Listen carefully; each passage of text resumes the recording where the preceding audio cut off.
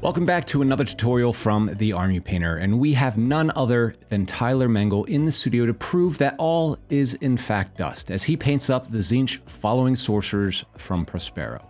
So sit back, grab some fresh paint water, and tune in because in this Academy video, we're going to show you how to paint the azure, yellow, and gold of the Thousand Suns.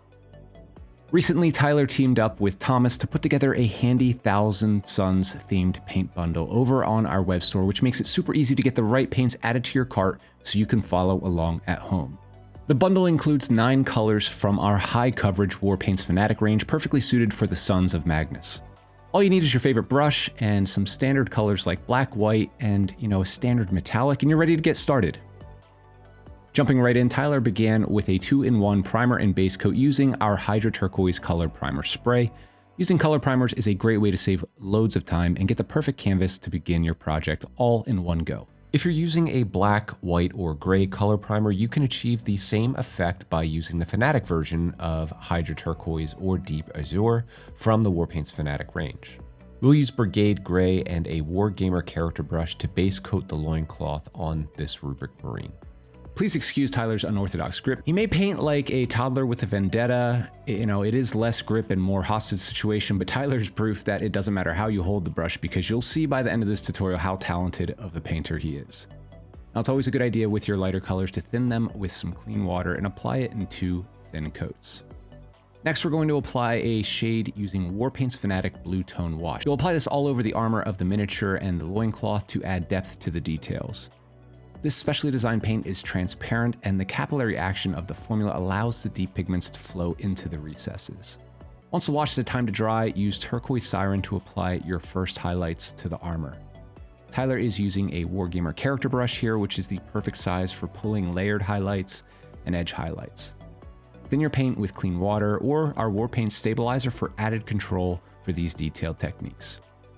As I mentioned, the bundle does not include a black or white because we imagine that most of you already have some of that at home. So grab your matte black from your desk and begin painting the inner black carapace of the Rubric Marine's power armor.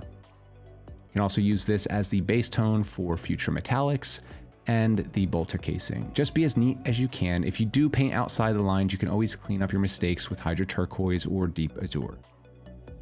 Now, to highlight the cables and carapace, mix in some Brigade Gray to your matte black. If you have deep gray or uniform gray already, those will work in a pinch. We'll begin working on the iconic yellow accents that really make the Thousand Suns livery so unique. Begin with a base coat of Fiendish Yellow. Tyler is using this on some accent pieces across the miniature, but the most important piece is the Nemez crest on the helmet that alternates from yellow to turquoise. This is the Thousand Suns trademark. Those at home who are already familiar with the Fanatic formulation know it's the best covering range in the hobby. However, yellows always benefit from a second thin coat for uniform coverage. To add a bit of depth to the yellows, use Strong Tone Wash. You could also use Strong Skin Shade from the bundle, but a traditional brown works really well here. Now grab some Warped Yellow on your wet palette, because everyone should be using either our standard or Wargamer XL wet palette at home by now, right? Because it gives you the best results. Yep, that's right. Use this to apply your edge highlights to all of that yellow trim. We'll begin base coating all of the trim with an office favorite, True Brass Metallic. So, funny suggestions, use the SpongeBob 3 Days Later graphic card. Talk about how painting trim on chaos models is just part of the deal. 3 days later. All the gold done. Now I'm probably going to go into a little bit of the Deep Azure and tidy up a bit. But I'm not going to show it because there's not a whole lot of spots to do it. Something maybe Adam can mention if you need to do it. This is totally optional depending on how neat you applied those metallic base coats or if you're in a hurry to get your unit painted for your next game. Using Strong Skin Shade from the bundle to wash the true brass bits, this goes a long way in adding some warmth to the trim. Tyler is quite precise with his washes, as you can see, but many of us, myself included, can be a bit heavy-handed with the wash, and that's okay. However, following Tyler's precise approach will actually save time from cleaning up more mistakes later on in the process. Now, I've joked about Tyler's heavy claw grip. Nothing can stop the claw! but it doesn't impact him from pulling off box art quality heavy Mengel results, as you can see. Take a bright silver you have in your arsenal like mithril and mix it in with your true brass to apply a subtle edge highlight to all of the metallic trim. Anybody who plays or paints chaos knows how daunting this step can be, and this is what you get for being a filthy heretic. Using a standard gray metallic like our Warpaint's Fanatic gunmetal to block in the bolter shells in the magazine is an appropriate next step. You can use this on some of the other metallic details on the miniature as well.